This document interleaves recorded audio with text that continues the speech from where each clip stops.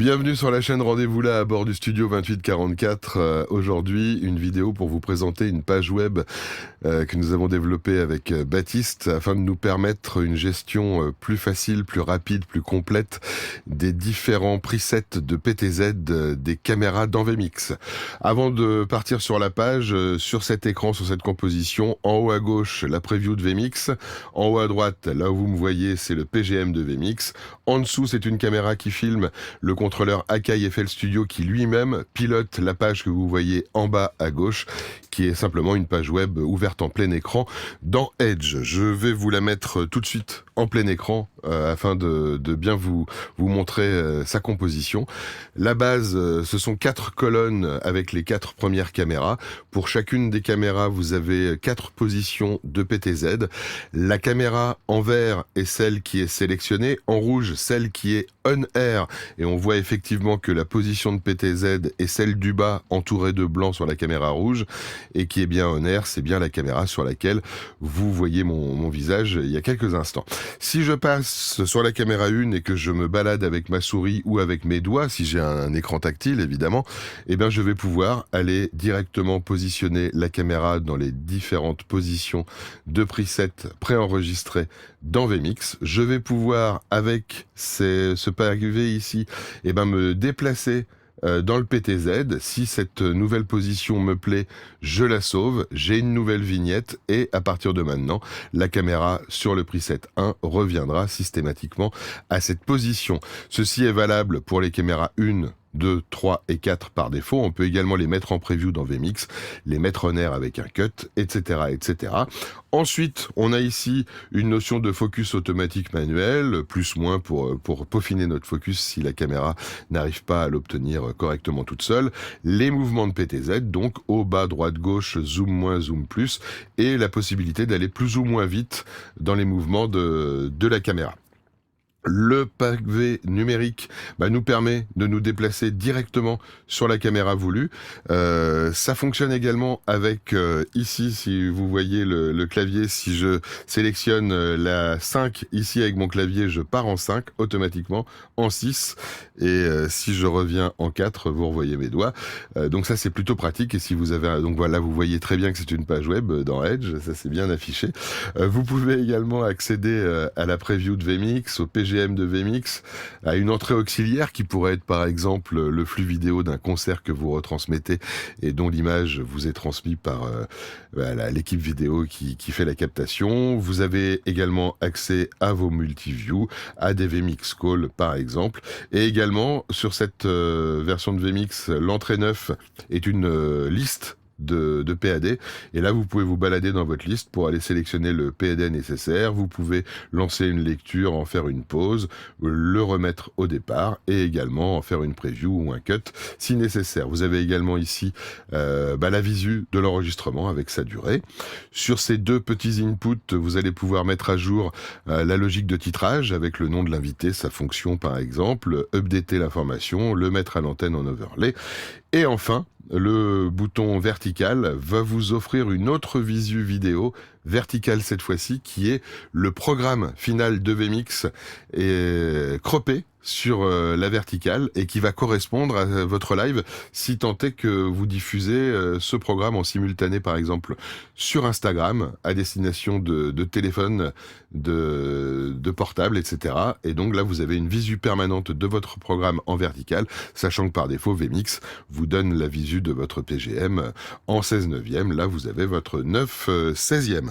Voilà en gros pour les fonctions de cette page. Si je me balade dans des caméras supérieures, vous avez peut-être vu tout à l'heure que la caméra 4 est remplacée par la caméra sélectionnée dès lors qu'on est au-dessus de 4. On garde quand même les 3 premières caméras en partant du principe que les 3 caméras principales seront une 2, 3A et on pourra revenir directement dessus plus facilement. Je vais sortir du mode plein écran pour vous redonner la visu sur la partie télécommande de l'Akai FL Studio. Celui-ci a toute une partie de boutons qui sont bleus ici, qui correspondent aux 8 caméras avec les 4 positions de preset PTZ. Donc par exemple, si je joue avec la caméra 3, et ben voilà, je vais me balader ici dans les différentes positions de PTZ. Si je veux me déplacer dans le PTZ de cette caméra, j'ai les boutons ici rotatifs qui vont me permettre de faire un déplacement de gauche à droite, de haut en bas, de zoom plus ou moins, avec aussi une notion de rapidité sur le dernier. Et si cette nouvelle position me convient et que je décide que finalement mon preset de caméra 3, qui est le numéro 3, on voit que là je suis en blanc et que je suis en blanc dans la colonne verte, je vais sauver ici et mon 3 va changer, ça va me changer également la vignette. Mais si j'étais en 3 mais que je me dis cette position de caméra est meilleure pour le preset 4, je peux cliquer ici et directement je vais l'enregistrer en 4. Si en fait c'est en 2, je la mets en 2. Si je veux la mettre en 1, je la mets en 1.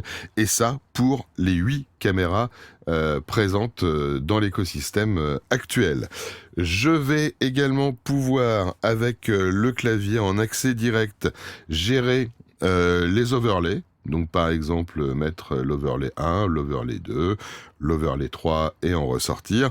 Si je mets l'overlay 1, je sais pas, c'est un PowerPoint par exemple, et je veux le zoomer, j'ai directement l'accès au zoom ici. Avec cette partie de boutons. Ces boutons-ci vont avoir une action de mettre dans vMix en preview les multiviews, mais sans les mettre en preview dans la page web de contrôle PTZ, ce qui va me permettre, si je reviens à la caméra 1, ici, de me balader dans la caméra 1 tout en gardant la visu sur mon multiview et pouvoir vraiment me positionner comme il faut. Dans vMix, j'ai la preview du multiview. Dans la page web, j'ai la preview de la caméra de gauche ou de droite, en l'occurrence là. Et une fois que j'ai terminé ma position, je vais pouvoir mettre à l'antenne directement avec ce bouton, ce multiview. Et revenir derrière sur ma réa classique.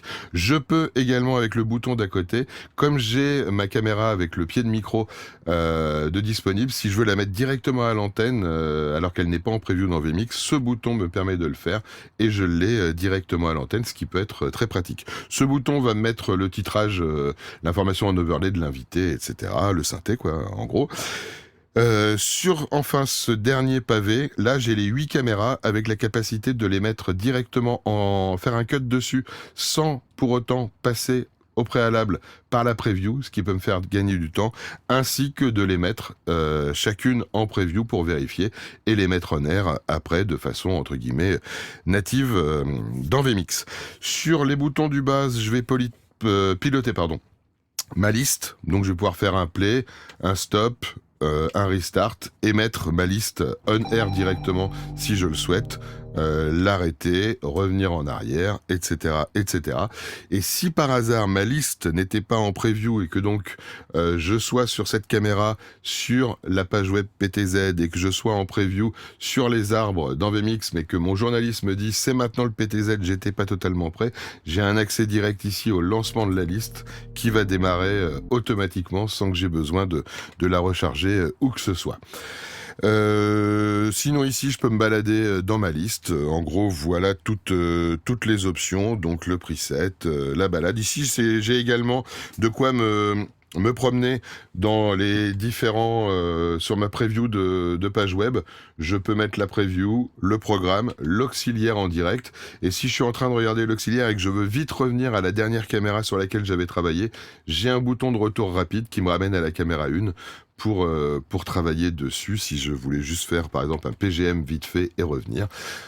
C'est totalement possible, sachant que cette page web peut être distante puisqu'elle utilise l'API web de vMix et en NDI on peut router deux sorties différentes et afficher dans la caméra du bas en 16/9 un NDI webcam et dans celle du haut un autre, et du coup on pourrait très bien avoir un PC qui n'est pas le PC vMix et qui fasse toutes ces commandes. Je pense que j'ai fait à peu près le tour de toutes les options, j'espère que ça vous aura plu, éventuellement intéressé, n'hésitez pas à laisser des messages, à poser des questions, et je pense qu'on aura bientôt à nouveau rendez-vous là.